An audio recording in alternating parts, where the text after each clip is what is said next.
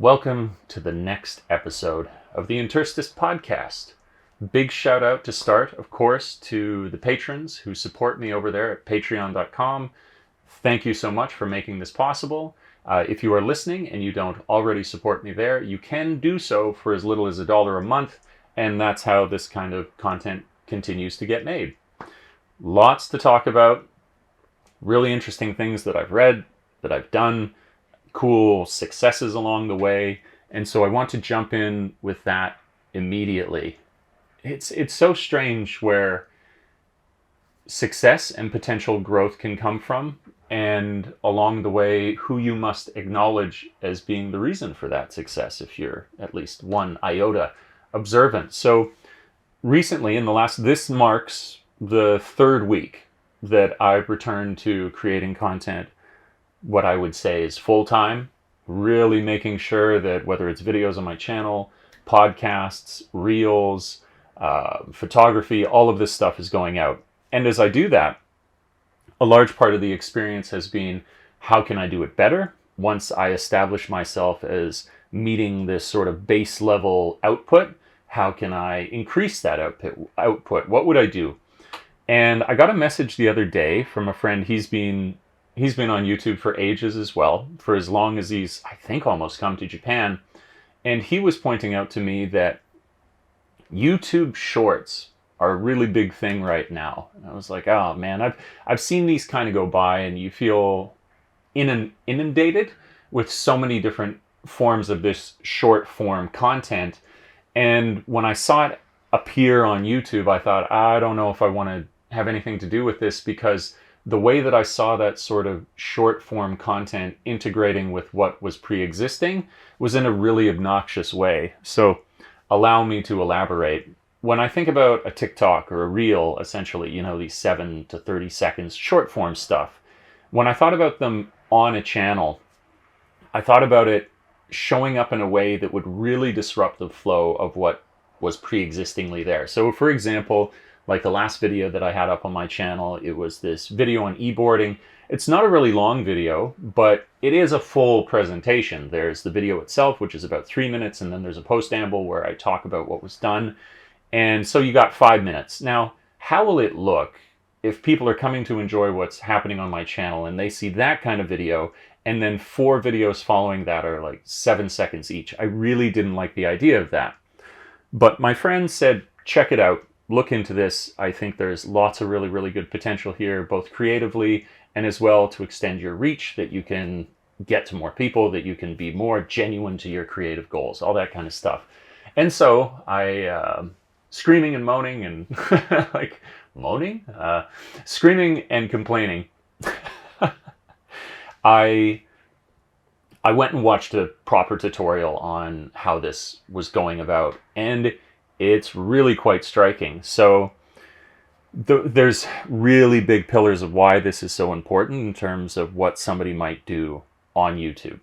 So the big one was, I thought that when you make these videos, that their views would be kept in a separate track from the rest on your channel. So it would be like the ecosystem of shorts, that's what they call it, YouTube Shorts, and then there would be the views of the ecosystem in which you regularly post your videos.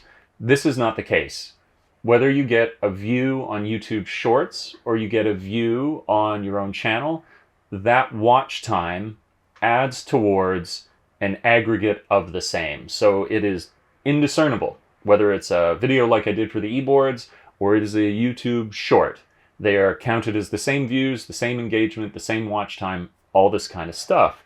That's really, really important, because often these videos will it's just easier to get views on them for a number of different reasons. Even if you put a good effort into it and you find like the finest clip, like I put one up the other day, which will be the sort of root topic of us discussing this now. I loved the clip that I found. I really like the idea of finding moments, like cool moments from Japan, and you don't need more than 5 seconds to show that, but it's emotionally resonant in a very short period of time. I found that, and I labored over finding the exact right music for it and all of these kinds of things. And it probably took me about 2 hours, because it's a single clip. and it's a single bit of music. So no matter how much you dedicate to it, it's just not going to take the same amount of time. Therefore, it is incredibly efficient. So I put all of this together, incredibly efficient. So the next thing, just in terms of your output, oh, you could make these kind of without, compare it, as I say, to like the e-board video where I spent 20 hours making that. Huge amount of time. Not a huge, but very significant when you compare it to the 2 that it took to create the short. So there's that time efficiency of effort that you get in what you're doing creatively there. There's that the views are equal to whatever else you would put on your channel. The next was, as I say, how it was going to show up on the channel, and I didn't want this all thrown in together, this mishmash of these different types of creation. Turns out they're not put into your main feed of videos. So if you want to keep your regular playlists on your channel, you can, and they will. Someone who were to come by your channel will only see these shorts if they went into your videos folder specifically, and then they see all of your videos together. That's nice. It means, as I say, I didn't have these weird short form ones showing up in the main feed on my main channel. Next was the viewing experience. So I thought, how is it a 7-second video in the classic YouTube sense would be really, really annoying. It's just 7 seconds, you hit play, and then you gotta like hit, replay again if you want to see it or something. Nope, that's not true as well. So the way that these are presented is just like a TikTok or a Reel, where they show up for 6 seconds and then they progress to the next video in this sliding, rolling, scrolling content bar like you would see on Reddit or these things I just mentioned, TikTok and Reels. And that's awesome. That's really the best way that you can view those, because it's no clicks. It's very intuitive. It's very fast. It's a sort of viewing experience that you want from it. And I discovered that this can be done whether it's on YouTube mobile, so you're on your phone, it'll operate just in the same way that it would if you were on TikTok or Instagram, but also on the computer. That if you're on the computer and you click into one of these shorts, that the way that it progresses, it scrolls, is again identical. So the user experience is actually far better than I thought it was going to be. Now we talk about what is the sort of impact this could have on your channel. So for me, as I said, it's about 3 weeks, and I've enjoyed so much in the 3 weeks of the effort that I've made so far. It just feels good to create content that you're proud of, no matter how many people are tuning in. You're proud of it, and I've seen like a lot of great feedback. People are enjoying it. It means something to their lives, whether it's the podcasts, and it's something that if they're having a rough day or it just brings them some degree of peace or something to like chill out with, they're enjoying that. The videos on my channel, people have been enjoying those as well. Like I loved so much that the sort of reggae crazy beat that we put to the e-board music video, whatever you want to call it, was really well received. That seemed to be the thing I was most like, I wonder if this will be well received. And then it was probably most of all the music that people really enjoyed. Lots of great stuff. But I can only get this 1,500, 2,000, like very, very interested group of people in what I'm making if I actually expand, at least initially, far beyond that. So I'll probably get out of, 300,000 unique viewers, maybe like 10 of those will actually stick around and be interested in the journey of the channel. So at first, at least, you need to extend your reach far beyond what you actually care that it would be in the long term. And so these shorts were a potentiality for that to happen. And in the last while, I've seen great return of like an old community of people who enjoyed what I did. I wasn't seeing a lot of extended growth. There's like subscribership has not been something crazy, which is fine. You just gotta keep your head down, keep creating content, creating quality content, and you can get there. But there is a bit of a trenches attitude where regardless of your determination, there are voices inevitably in your head that are like, where's the growth? There's nobody there. You're not growing. This will fail. You suck. No one loves you. But so this got turned on its head. I got a little bit of like, I got a bit of juice. It was cool. So the other day I was going to make a reel for my Instagram, but now that I do that, I'm like, might as well put it on TikTok. Might as well, since I've discovered that these YouTube shorts could be so useful, might as well put it onto YouTube. Why not? So I finished the reel. It took me about 2 hours, put it up across all the different platforms, and everything was hunky-dory, and I just went about the other things that I was working on. So about an hour passed, and then I was like, I'll see how it's doing. Oh, it's done okay on Instagram Reels. Actually, not at all. TikTok, okay. I have an almost non-existent account on TikTok, so it was like, I think it might have been at 0 views. I was like, let's see the YouTube Shorts. 12,000 views in an hour. Whoa. Like, I was shocked.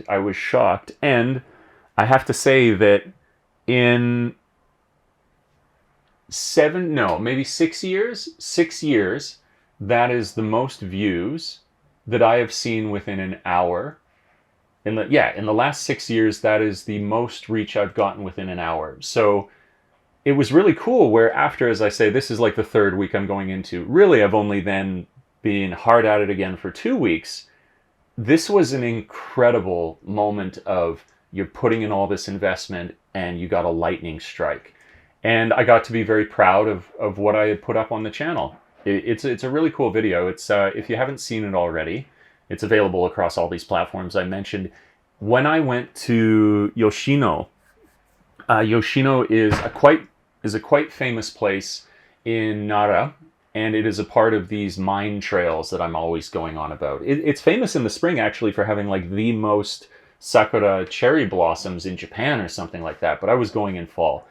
I went there, and it's on a mountain. When you're progressing up the mountain, there was this woman in this, like, Ghibli gets overused all the time, but I think it means like whimsical and a sort of like Eastern fantasy feel to things, that kind of stuff. There's a lot in Ghibli, but that's a feel of it. And there was this beautiful little hut, and when I went around the corner, there's a woman with purple hair and kitsune with the fox mask on, making chestnuts. And it was, this is that phrase that gets used only in Japan kind of vibes. It was awesome. I bought some chestnuts from her. I asked her if I could take some pictures, and I got a little bit of film from this moment. And it seemed to resonate with people, at least on the YouTube platform. And hallelujah, what a great feeling. And it made me realize where 2 weeks is not a long time, and that is just compare it, as I say, it's not in 7 years that I've been able to spike that many views. It is as well a short period of time to feel like I'm really putting the gas down, and to get some kind of return like that on the effort that was so much an affirmation of the effort that's been made so far. And it made me feel awesome. You would be lying. You were lying through your teeth, I think, for most people, that you want to like just focus on the community.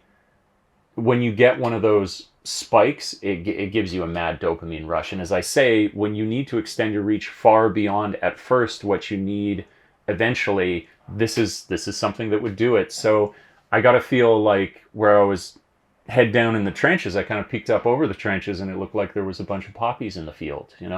It was great. It was a really, really good feeling. And it came as well, I like, from a friend that just happened to be working on it and said, hey, you should look into these things. I was like, oh, that's cool. It was a great series of events of somebody looking out for you, trying to do something that you hadn't done already. It was an affirmation of all these things that are supposed to be true about perseverance and effort, but that you don't always get to see all the time. And so that felt incredible. I was just over the moon. I think today it's up another 1,000 views or something like that. And then it made me realize that, okay, I was going to do this anyways, but I could also do this for the podcast. And I've already been posting now. I went through one of my episodes and I chopped it up, and I got, I think, 9 different clips that I would be able to put up. Now, here's a really funny thing. This makes you like question the algorithm and all this crazy stuff about how it gets handled. A little bit of chaos thrown into the mix here, where I'm still learning to use shorts, and there's a button that you have to press that extends if you don't want a 15-second short, that it would max out at 60 seconds. I didn't hit that, and I accidentally, when I was putting up this 40-second short, it got cut in half. And so the first short that I put up for the podcast, just as I'm about to make my point, it's about like hormesis, what I was discussing the other day on the podcast, it gets cut off. The next one that I posted, because I have enough to post 2 a day, I put that one up and it was the proper length of time. At the end of the day, I was like, I'll just look back, see what the story is about these 2 that I've posted. and the first one, the one that I made the error on, had nearly 2,000 views. And it wasn't even right. It was half cut out. And I looked at the likes. It had like 35 likes. It was like, what do people like about this? Let alone, so like, what is the algorithm doing that it got up to 1,800 views on a video that was cut in half? It really, maybe in this way, it's an opportunity to reflect on the chaos theory behind all of this. And you need constant reminders that not always in this process does quality equate to quantity. It's just rolling the dice and seeing what happens. But when you consider this now, moving on from that point, that these views, in terms of telling the algorithm to promote you, are indiscernible from what you would have on your regular videos. An average viewership on the Interstice podcast right now on a good video, on an amazing video, would probably be at about 400 views. On an average video would be shy of 100, and on like a pretty okay average video would be a little over 100, say 120, something like that. With this one short that was improperly made, I just boosted the channel by 1,800 views. So absolutely invaluable for getting presence out there to let people know that this exists as a podcast that they could listen to on whatever platform that they might want to enjoy. So it's really, really exciting. I love finding not only some way, there is like the pure creative aspect of it, but then there's how can I get to be more creative without any sort of limits put on me aspect, which is kind of like the sort of entrepreneurial mindset. And to see within shorts these two so beautifully intertwined, and to get results within days, like the first 2 days of actually implementing them, that's a rush. It is a great rush, fills me with joy, love it. The other thing that I'm going to move to now, which I wanted to share here, first of all, it would make sense. You're listening to the podcast, so this would interest you, is that now that I've seen after these 2 weeks, my productivity is up. I'm getting these things out. I'm meeting standards. I'm not slipping. I am concrete. I am able to now push beyond. The next step to that is going to be, I am going to release. I'm not saying try. Try has nothing to do with this. This is going to happen. I'm going to move to 2 podcasts a week. And those will be posted on Monday and on Friday. That's when I'll do them. Just giving me this like large distance in between. And then in the week, I can kind of work them out and get them ready for the following week. They'll be posted then. Of course, I may record them at different times. But I'm going to do 2 a week. And let's say I have another goal associated with this as well. There is demolition going on outside of my apartment right now, so if it gets picked up by the mic, I'm sorry. There's nothing that can be done. This should be pretty good at cutting off that sound.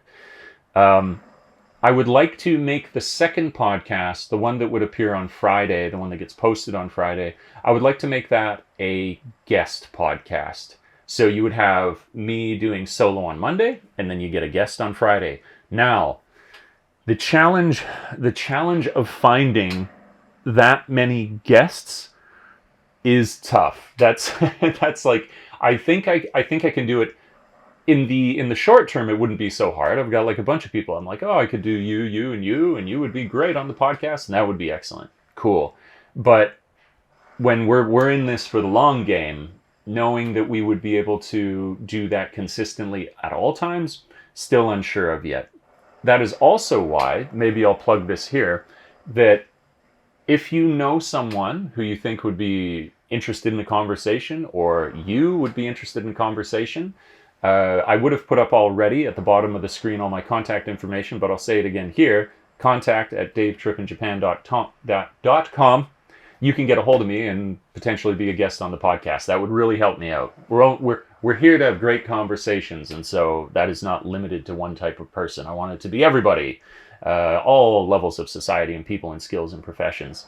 But that is another goal. So it would be to do this 2 a week, and in a perfect world, that second one will usually be a guest, but very likely it will be me speaking into the mic again. But whatever, it's cool. I feel a responsibility as I say this to really amp up the intensity of my life. Like, here's another funny thing I could share. I was joking with a friend just the last night that I've had such a creative output recently, and so much of that creative output relies on what I've experienced, what I've been thinking about, what's been going on in my life, that I was actually getting to a point at the end of the second week where I was like, I must be the most thoroughly therapied person on the planet, because I just do not have a single thing left in my head that I haven't discussed or put out there or written down or journaled or podcasted or whatever. It was kind of a strange feeling to be completely empty of that, to have truly left no stone unturned in terms of your inner world. But I like it, and it showed me that there is a finite amount of that, though. And so if you are to have an interesting conversation where you're not just saying the same thing over and over and over again, it does necessitate that you go out and you do cool things and you have a life. So this is greater encouragement to live a sick, cool life of my own making in every direction, and I embrace that. And I am doing it. It's day in, day out now, and it makes me super happy. That's actually something I could talk about now. I've been doing a lot of writing recently, and that's great. Writing is very, very good. It's such a awesome way to organize your thoughts. It's therapeutic. There's all this interesting knowledge and science as it relates to journaling to clear your head out. Marcus Aurelius did it a lot, and he seemed to be a fairly successful guy. But when you're journaling, in writing, say on the website, I'm writing a journal, and then each time I go to bed at night, I'm also writing a journal there. They are purposely to be freeform, to be stream of conscious, to be not bound by like your opening paragraph and then your supporting paragraph, blah, blah, blah, and then your conclusion and so on. They're a stream of conscious. But then that's a totally different skill were you to want to do a script where you then had a more purposeful narrative that you're trying to create. At this level, where you're more focused on having a clear message and, hypothesis, conclusion sort of writing, I'm out of practice with. So that was really, really cool to return to. Is a different form of writing. There's so many kinds, right? Whether you're writing poetry or you're writing, a novel, if you're writing a story narrative, or you're writing more this kind of like to make a point, I'm sure there's a technical term for it.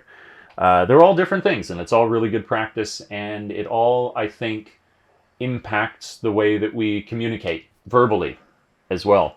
There's a really interesting thing. I don't know if I mentioned it before, but so Huberman, he's becoming more and more and more popular. It was like a couple of years ago. He's like I think it's from Stanford, neuroscience professor. And he was talking about how when you read, you are sub-vocalizing, like your vocal cords are actually creating that sound just in a way that you would have to get much, much closer to the measure the vibrations that they emit. But then I thought, I suppose that's also occurring when you're writing. So when you're writing and you're refining, you're saying out loud each time that you iterate and draft on your writing these things that you're creating. So I think you do, in vocalizing, become more eloquent by writing. I think. A really, really cool concept anyways that he shared, where I was like, really, you are saying everything that you read and write. What a cool concept. I thought you needed to talk, but you don't. You could also imagine then the implications for if you were to read a foreign language, how formative that could be for your skill to improve. Because even if it's on a subvocal level, if you read something and you're subvocally expressing it, then you are articulating all of those different sounds that that language makes and you are unfamiliar with. And so I think then, not just if you were learning Japanese, would it be good for the kanji and the hiragana that you're learning to read, but it is actually, this blows my mind, it could be good for your pronunciation as well to be reading Japanese. What a cool thought. So those are a bunch of different things that were going on. That was this cool writing that I was doing. I'm going to get that draft moved along. Let's talk about the gym. Let's talk about how sweet the gym has been going recently. So this is the second week. I'm like, these are all just tears of me returning to different forms of effort. This is the second week of being me being more consistent in the gym again, and it's awesome. So totally shocked myself last week.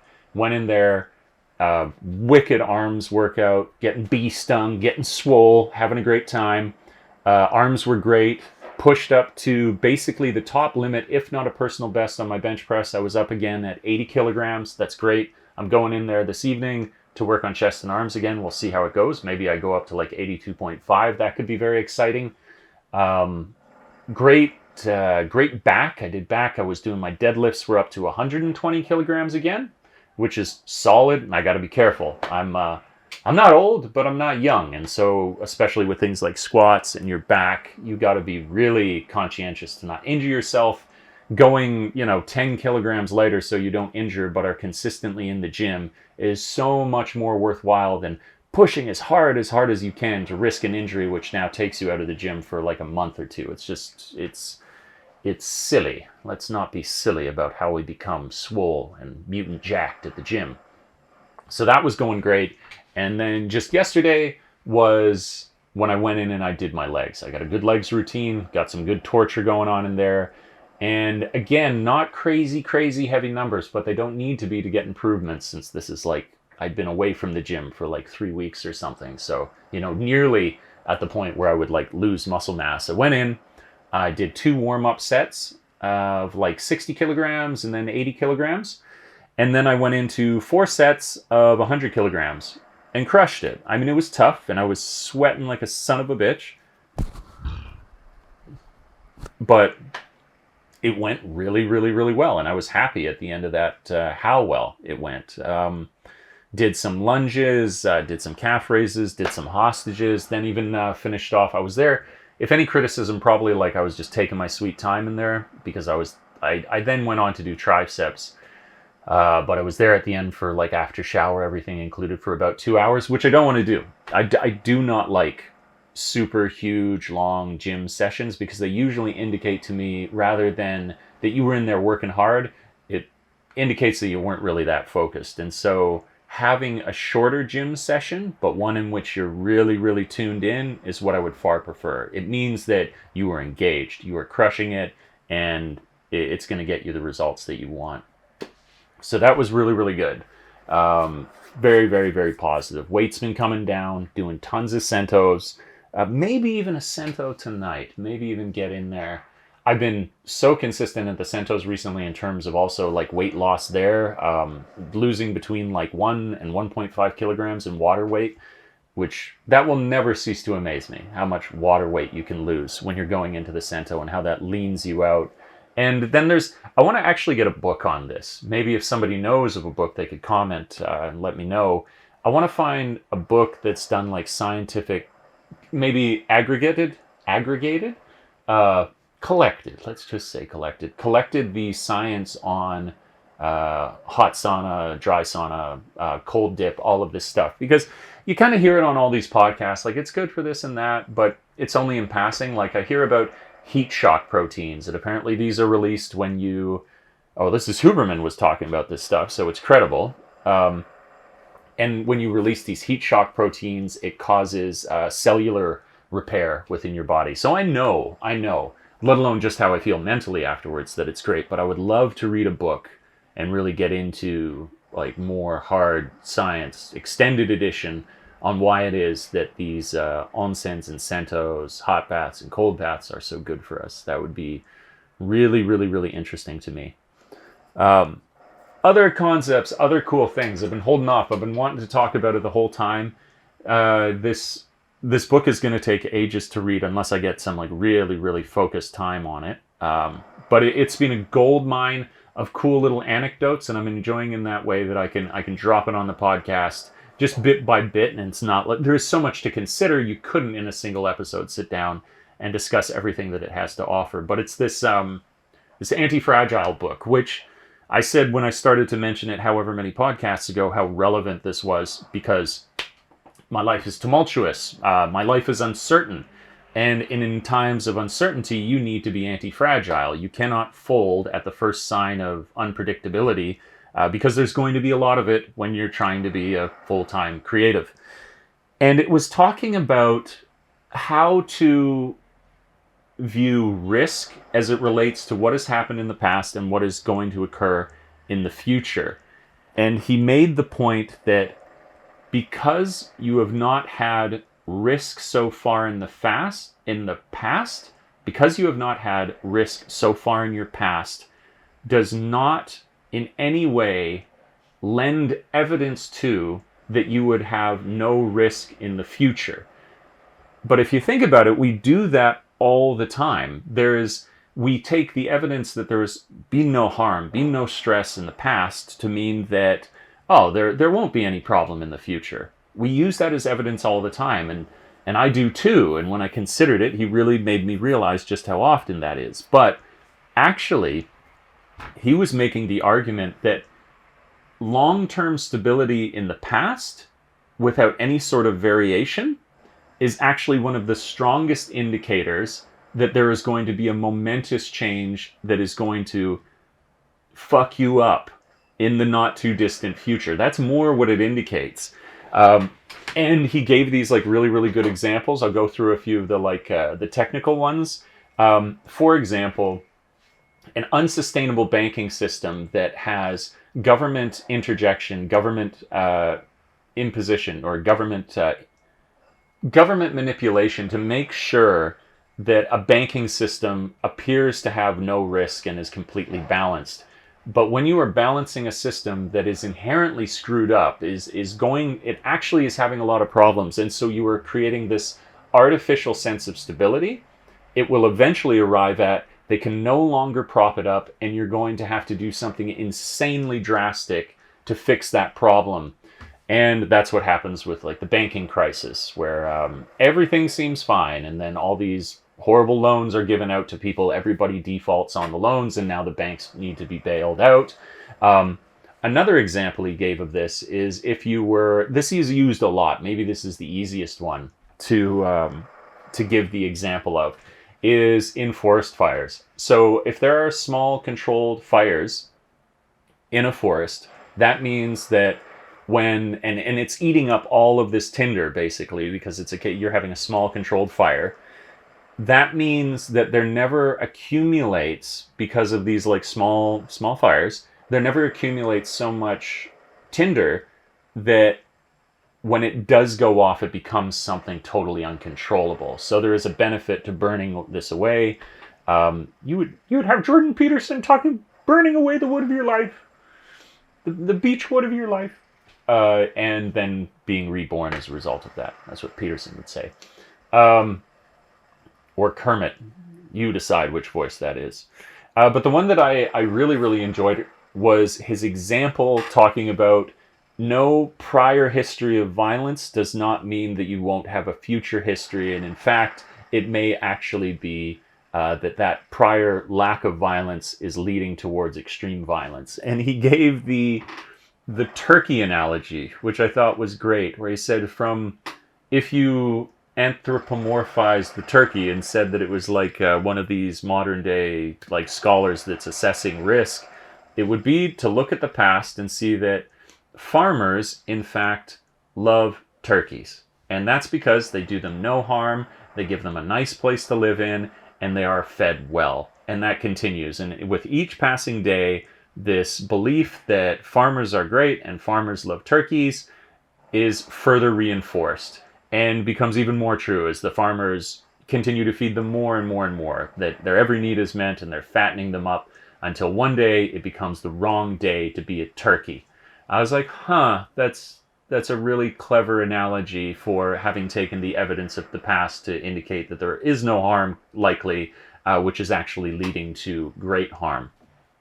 Don't be a turkey, was essentially the point that he was trying to make in how you assess past and future risk. Very, very interesting stuff. And I like this idea as well that if you are experiencing stability en masse every day, all the time, then you're actually becoming complacent. If things are too easy, then you're not really going to test out your skills and ability. And without use, they wear. It's like practice makes perfect. Use it or lose it.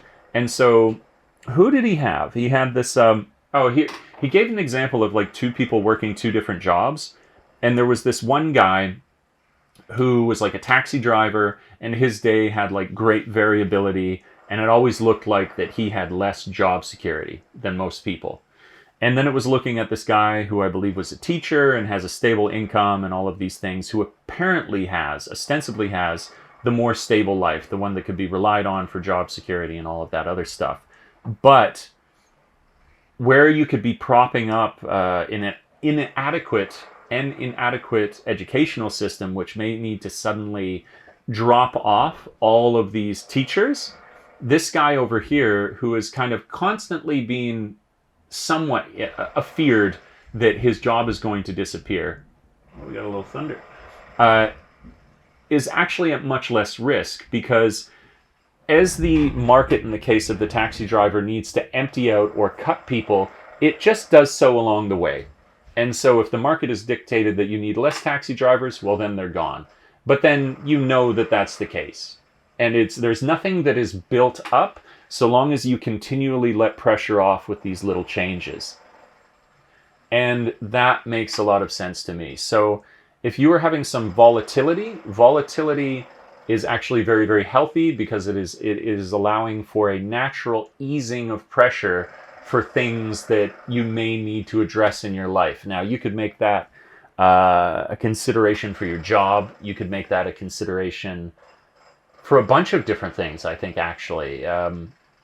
This is me reading the book and actually getting out a lot of what I think about it in the moment here with you now as I discuss it. So it's all conjecture, it's all speculation, it's me working out the ideas. I don't have any really, really concrete ideas, but I can see the value in considering them. I can see the value in how stress can be a good thing. Let's put it that way. I mean, I've been through some recently, which is unequivocally not good. There's a very clear, perhaps not so clear, but there is a line somewhere between stress that is going to break you down and stress that causes post-traumatic growth. But I like to consider from all of these different angles. It's one thing to say, oh, well, a little bit of stress, like in a relationship that you break apart from, now you need to recreate yourself, that's good.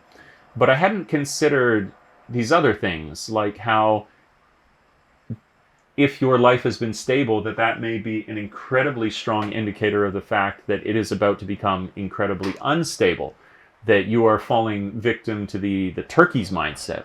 I had never considered that before, and that was really, really, really interesting to me. So these are really, really cool things coming out of the book. The turkey fallacy, the difference between what may appear to be an incredibly stable job and one that is not, but actually the truth of it is this one is far more. The more seemingly fragile is more anti-fragile. And how we should actually pursue a little bit of randomness. I like that. Case in point, what I've already discussed here. Oh, we got that classic thunder and then all of this rain. Real Nihon tekina, very Japanesey kind of moment here, which is really nice. I love this kind of rain. Yeah, so all of these considerations given over to how randomness, trial and error, and in fact a little bit of failure is useful. He did make the point that you do have to consider, though, that sometimes this sort of what creates anti-fragility in a whole system is not necessarily good for the individual. And that does relate to the example I gave of the job recently. So one that he said was, you are benefiting when you go into a restaurant, for example, that whatever restaurant that is there working and successful, it benefited from the fact that in this industry, because so many people fail. And so actually it is benefiting from fragility. So a restaurant, it's like this system does not tolerate the system does not tolerate a business that is not functioning and working well. But that means that it's very, very difficult to establish yourself there. So you are actually in a you are, as the consumer, able to enjoy something that is very powerful, very strong for the fact that it remains very anti-fragile, but only because the greater system over top of that anti-fragile single entity actually puts fragility into the rest of those that you don't see.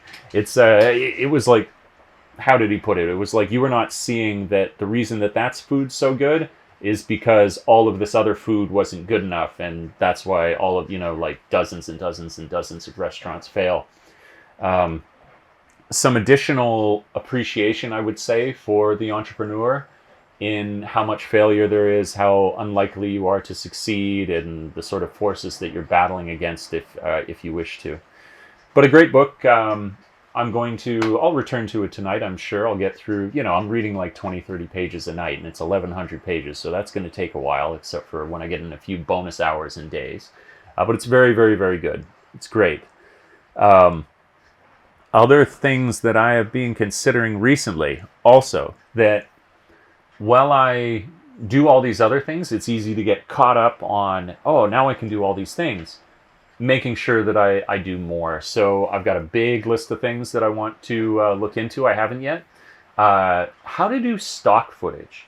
Basically, do you do stock footage with like a picture profile that is flat, and so whoever buys it can then put their own color on it? Or should you go with a picture profile that's just baked in and then sell it that way? What's the best way to do stock footage? Should you just do stills? Should you have movement in them? It's an interesting field where that could be really, really good to create a passive income, which I would like to work on. I want to learn about color science much more. For example, if you're watching this video on YouTube, I've learned enough to be able to like do something interesting and basic and make it look, I think, presentable. But there's so much more. And I would like to get into DaVinci Resolve for that. I want to get the merch set up on my website. So if you are interested in getting some of the merch and the cool designs that Caden's working on, that we can make that happen soon enough. Just a bunch of things that I want to push ahead on. And I have like a little bit of concern for the fact that for these last couple of weeks, the way that I've been able to keep the pace of the videos coming out is that a lot of them were pre-made before. I had just like built up this library of videos that I could put out. But then in pretty short order, I'm going to run out of those, and I'm going to have to keep that going. And that means out in the field again, filming, preparing them ahead of time, and not having the luxury of a built-up library that was like ready to go. So that's another concern that I have right now. But that shouldn't prevent me from enjoying life. I think that's just going to be another thing. I haven't yet done it, so I don't know exactly how it looks, but I'm going to get there. I'm going to work through it, provided I keep creating these schedule and to-do lists, and I think I should be able to achieve it. But without having yet done it, of course, there's a little uncertainty there until you actually do the thing and then sustain it for several weeks. Definitely past the point at the beginning where I was working on this stuff, and every night that I've gone to write my journal, it's always keep your head down. No matter if you're happy with 3 days, you should be happy when you get a month of progress where you've held this consistently. And it's been good. I can say now that, like, coming in, as I say, this is like Tuesday of the that's when I'm recording this, Tuesday of the third week, that I'm getting it done. When I complete this week, it's going to be very exciting, because then it's just one more week for a full month of having worked the work, done the work. Yeah, it's absolutely great. Thinking about this winter, aspirations this winter, I'm definitely going to, well, as I've mentioned before, I believe, I can't say I'm 100% certain, but I really, really, really intend to have thought about, would like to go back to Canada and visit there. But as well, I cannot wait with this new camera, the R5C, to get out and do snow photography, snow moments, all of this cool stuff around Kyoto. What else? Oh yes. So other I guess I could talk a little bit about the things that I want to do for filming. There's two places where I was thinking I'm just going to go around these different locations, hidden spots, but like also the major ones and just look at them in a different way. I think I mentioned before that I live near this very, very famous temple, Kiyomizu-dera, and I'm looking forward to getting up there, going to film there. And then this other place that I've made a video at before, but I want to return with this camera to be able to work on it, called Nanzenji. And it's really, really cool. I've got a reel that I made as well from Nanzenji, but I'm going to get out there as well. The lifestyle, when you get a head like this too, I don't know if you're a sort of person like this, but I am at least, that my house is really a statement of the inside of my head. If my house is like really dirty and disheveled and there's laundry everywhere, it's like I can't think clearly, because it's like that because I'm not organized inside my head. But as all of this has been going on, it's gotten clean in here. I'll tell you what, you can see just this little like slice of the studio that you're looking at now, but as I've turned over all these rocks and made the house much, much nicer, it's really cleared out my head. And now maintaining the standard has been really, really, really awesome. Other things, other news, really, really excited. We'll just go on a tangent here with this, is there's some really, really cool details coming out for VR right now. There's apparently, I haven't looked too much into the research of it, but I've got the Quest 2, which is just this like insane value for your money, big evil Facebook that created it, but like just a really, really awesome headset. And there's another headset that's coming out, there's the new one that's coming out for Facebook, or whatever you want to call it, Oculus, for October, but there's a whole separate company that's going to be releasing theirs as well, and it's got some like really, really interesting specs. You've got PlayStation 2 VR coming out, got some really, really interesting things going on in terms of the expression is foveated rendering, where wherever your eye, because it does eye tracking, wherever your eye is looking, that's where it's going to create resolution. I actually thought that was an interesting parallel in terms of, I'm certain, I haven't looked this up, but I feel like if I could look this up as soon as we finish the podcast, it would be true, that I feel like this is nature informing science. Because one thing that I've learned about is something called mental pruning. And it's basically that as you focus your attention visually, that you are narrowing it down to a certain point where you are vaguely aware of the periphery around your vision, for example, but it's not in focus. It's really that, like, if I look straight ahead and I look over here at these headphones in front of me, that actually the periphery around that is blurred, low bit rate information, so that your brain is saving processing power by only focusing on the object that's in front of you. And I thought, oh, well, that's a cool concept, that our brains would do that naturally for our sight, that you would then apply that to the headsets as well for VR. Very, very clever thing to do. This is true as well, just go like off in this other direction here, that mental pruning is something that affects all of our senses in a very direct way. So if you are eating a meal and you focus on the flavors of the meal, all the brain centers that you have that are associated with taste and sensory perception in that way are heightened. You will see more activity.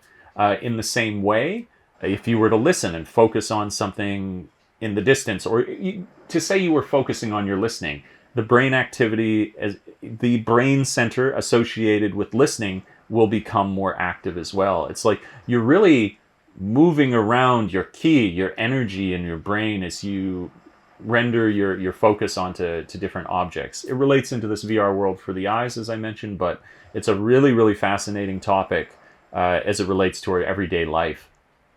Again, just this idea of if you make yourself more present, it's not just mumbo jumbo. It's like you're really altering your brain chemistry when you do something like that. You really do put yourself more in the room that you're occupying if you focus on it. You really do enjoy and taste your meal more if you focus on it. You do see more clearly if you focus on the object. All of these really, really interesting things. Makes me want to read another book about neurology. There's some good ones. I think I've recommended it before, like The Brain That Changes Itself, about neuroplasticity. Really, really cool. That's old now, though, so I suppose if you wanted, you could probably do a search for it, and you could find some, like, really, like, maybe released as of 2022. You know, neuroscience for the layman. I guess that's what you might say, because I am certainly... I can just tell when somebody starts talking on a topic where I'm like, oh, this is beyond me. I can feel it really quick. If I were completely honest, I notice it in the book that I'm reading right now, that Antifragile book. I was like, yes, this human being is smarter than me, much, much smarter than me. But that's okay. I know that of many human beings, and I'm at peace with it. Cool stuff. It is now in Kyoto, finally dehumidifying, and this is the best thing in the world. I've got plans for this coming...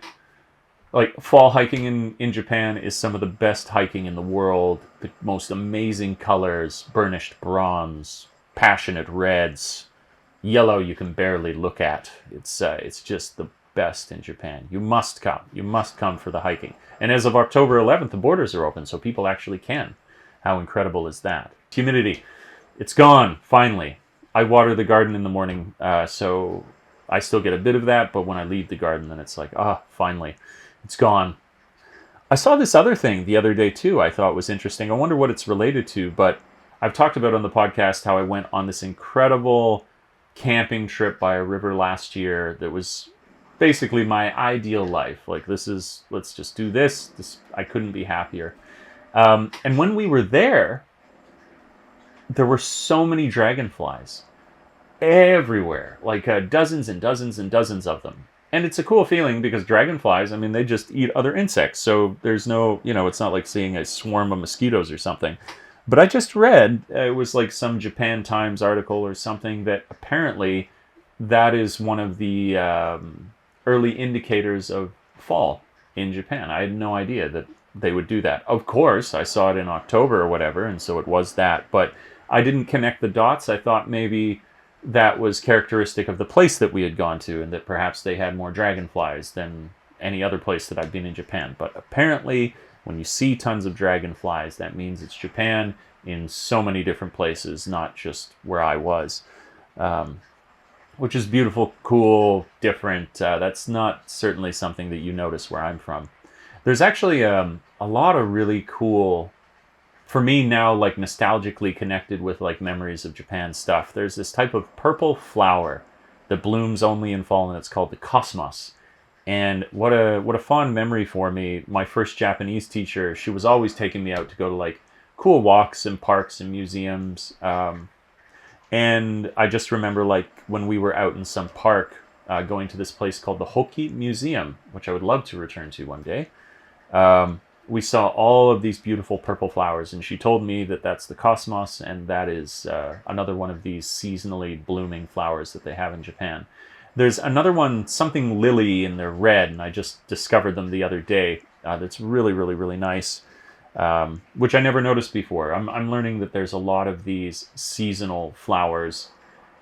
For fall specifically, there's a couple that I've noticed for spring and for summer for Japan, but these other ones that are sticking out for me now. It's like 10 minutes just talking about seasonal flowers in Japan. What a gritty podcast the Interstice podcast is. So soothing. I can't wait. So that's going to be the first hike this coming weekend, provided it's not raining as it is now. That's really important because I will not go if that's the case. But I think it should be fine. So I'm looking forward to that. When I looked at a few snapshots on Google Maps, there was like some really beautiful waterfalls and fantastic trails. It's just good to get out into nature. That was a little bit of I love that this is a bit of the script that I wrote, which would have been in the video released this last week. I love how seasons so totally parallel human experience. It's one of those kind of interconnectedness moments when I look at it that I'm like, hey, isn't that strange in the universe that like the seasons map like onto our lives, and sort of the philosophical lessons that we tell ourselves in our social interactions. You find those in the seasons as well. It's really really trippy stuff. The one that I like for fall, it's just this idea that it's total from zero renewal, and it's the beginning of that.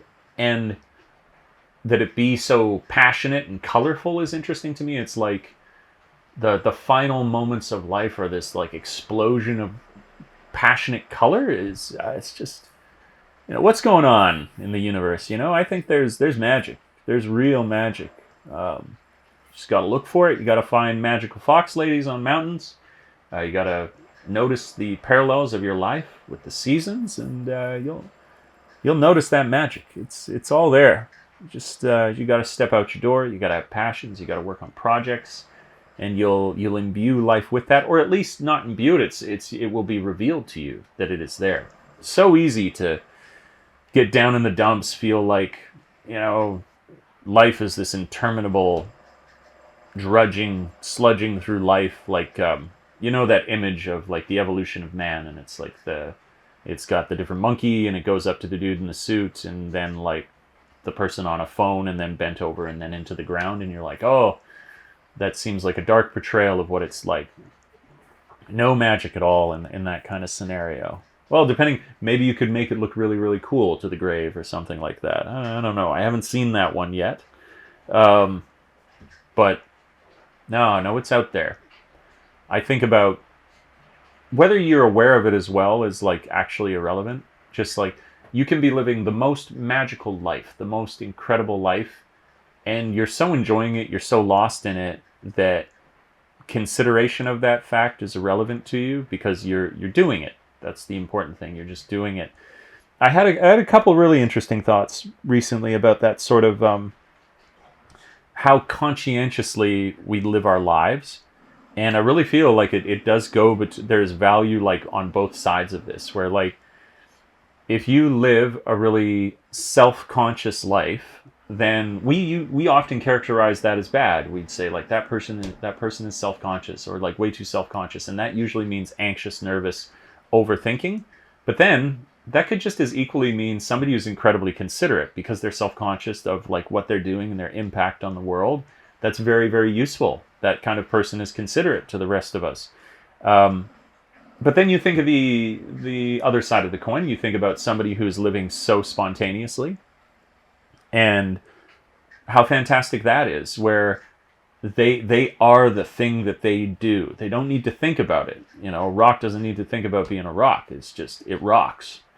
And that person and the way that they're living is really, really useful. And so striking a balance between these two, being spontaneous and being self-conscious, but also acknowledging that neither at an extreme or done too often is better than the other, and each kind of needs the other, was what I was noticing while sitting in a hot sauna.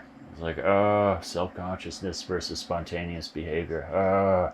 Isn't this what everybody thinks about in the sauna? I don't know.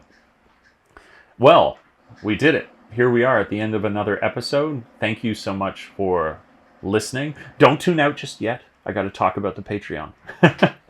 If you don't support me there already, please do consider doing so for as little as $1 a month. That's how content like this gets made, and I love you for it because it means I get to follow my passion. Let's not kid. It really, really helps me out. To everybody who does support me there already, you rock. You're awesome. Thank you so much. If, as I mentioned earlier about the contact, get a hold of me at my contact if you have questions or want to get onto the podcast as a guest or something like that. If not, no worries. If you're just tuning in because you like the podcast, I want to say thanks to you too, because obviously that creates reach and growth, and we can get to this place where I needn't worry about how many shekels are in the bank account to pay the rent and so on. This is great. You're great. Hug the ones you love. look forward to catching you guys across all the different channels of content that I create on, and we'll be in touch. That's all for now.